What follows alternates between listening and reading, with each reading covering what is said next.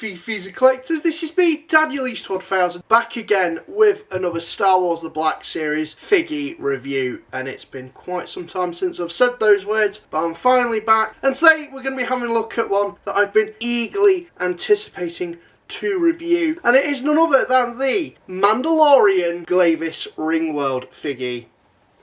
Jesus Christ, oh, the sun would fucking come out, wouldn't it?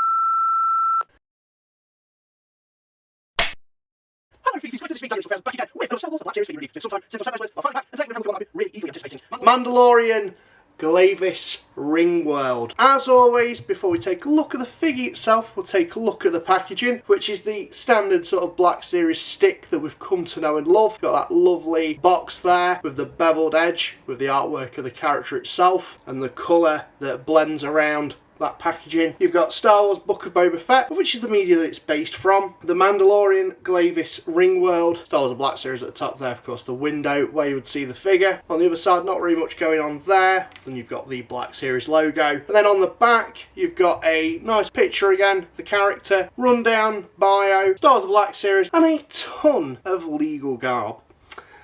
So,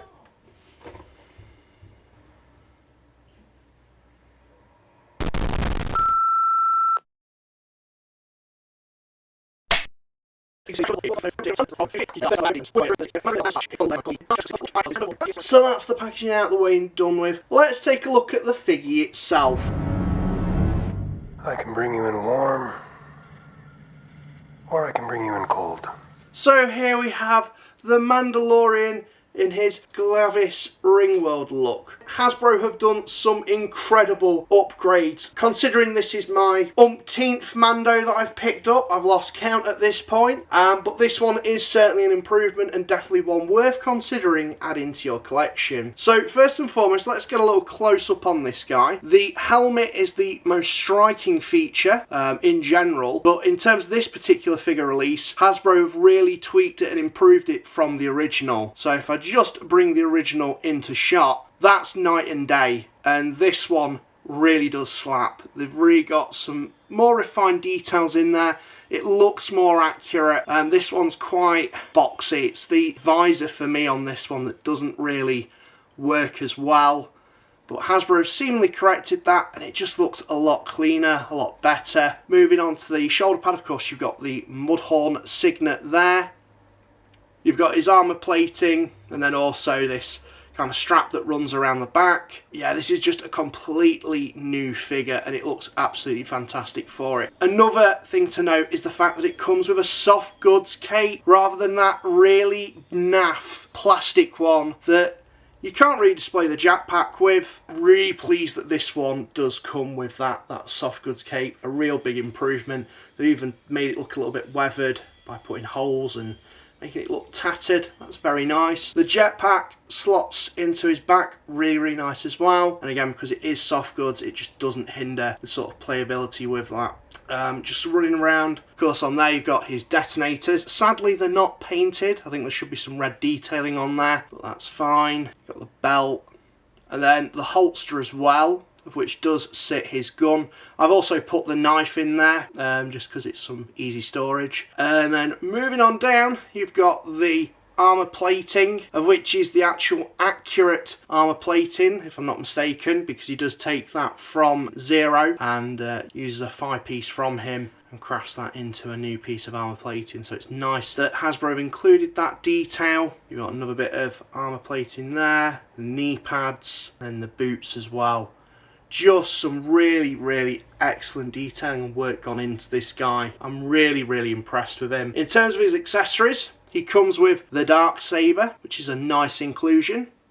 You can remove the blade from that, and if you did so wish, you can store that on the belt, because it does come with the loop and hook system. So there is a little hook just on Mando there, and you can slot that over to have it hanging on his belt, and that's a really nice feature. Additionally as well, he comes with his jetpack, of which is removable, and it does slot in there really nicely, and it does sit in there very securely.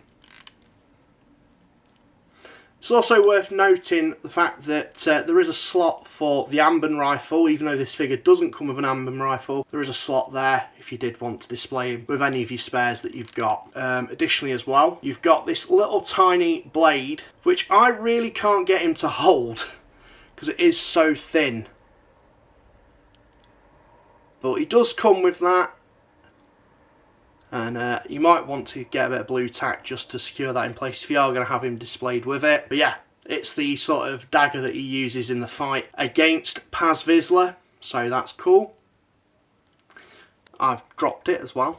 So yeah, there's nowhere to really store this, sadly, so I just kind of slot it in the holster with the blaster because it does sit in there quite nicely as well. But if we just take that out, and then if we take the blaster out of the working holster, nothing too special about this. It's nothing too different from what we've seen before. I do feel like they've recoloured it, and it just looks very, very nice. So in terms of accessories, that's all the accessories that it comes with. One accessory that really should have been included would have been the Beskar spear, as Mando carries this while on the Glavis Ringworld. Additionally as well, it would have been cool to see them include a bag, but that would have just been the nice scene-specific cherry on the cake. So in terms of articulation, this figure has a ball-jointed head with a ball hinge in the neck, so he can look really far down and really far up. He's got butterfly joints in the shoulders, ball-jointed shoulders as well, ball-jointed elbows, ball-jointed wrists, a ball-jointed torso, ball-jointed hips, swivels at the tops of the thighs. He also has ball-hinged knees, which is different from the original, which was a double joint. Ball-jointed ankles with the rocker joints. So you can get this guy in some really good poses, of which is what you really want with a Mando figure. I'm really impressed with this guy. Yes, it's another Mando. It's kind of frustrating that Hasbro couldn't have got it right the first time round, or indeed the various other times that they've released a Mando figure, but I'm really pleased to have this in my collection. I think at this point I don't need any more Mandos. I'm all Mandoed out, but that's no discredit to this particular version of him. Anyways, this is a great release. I'm really pleased to have this in my collection, but let me know what you guys think of this figure. Have you picked him up? Have you added him to your collection? Sound off in the comments down below. Well, this is me, Daniel East 1000, signing out, and thank you very much for watching.